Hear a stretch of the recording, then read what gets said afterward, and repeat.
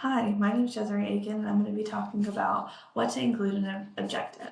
Our scenario put us in a new teacher's perspective and wanting to get some experience from a mentor style teacher as she crossed down the hall into her next class or possibly between lunch or whatever it is in order to get the information she needs in that short period of time.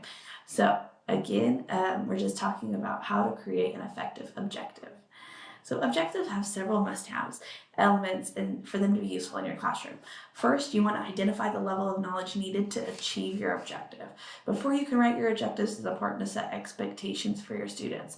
What level of knowledge will they need to complete your goal? What state standards are you trying to cover? And how in-depth does the information need to be for you to fully cover and understand the standard? Objectives need to have a clear and measurable outcome and must be achievable by the current students in your classroom.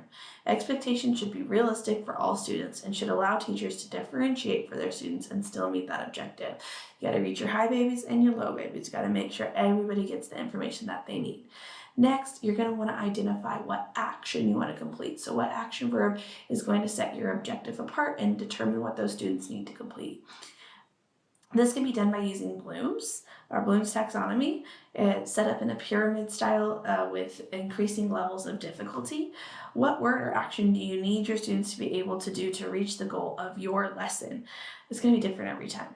What level of understanding do you need from the students, and how can they differentiate your goal from your lesson to meet the needs of your varied learners? Bloom's breaks this down into easily understood levels and even provides you with verbs to help you create what you need, which is essential. After choosing what you want your students to know and complete, you can create your very own objective, which is again going to happen with every lesson. It should be something that by the end of the lesson, students will describe their own feelings verbally. This is an example of a preschool learning objective for social emotional skills. If you check your Blooms, your action word describe falls under the understanding tier of the pyramid, and it's basically a skill that is like maybe a level 2. It's important but less difficult than like analyzing something. Once your objective is written, you want to check your objective. You want to make sure it is both achievable and measurable.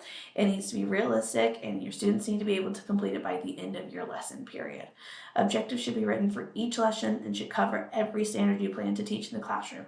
Most standards contain more than one action word and might need to be taught over multiple lessons, which is okay. Some standards require more simple explanations and are less difficult for your students to accomplish. It is important to understand the Bloom's pyramid so you can scaffold and differentiate to both stretch and support your lower kids.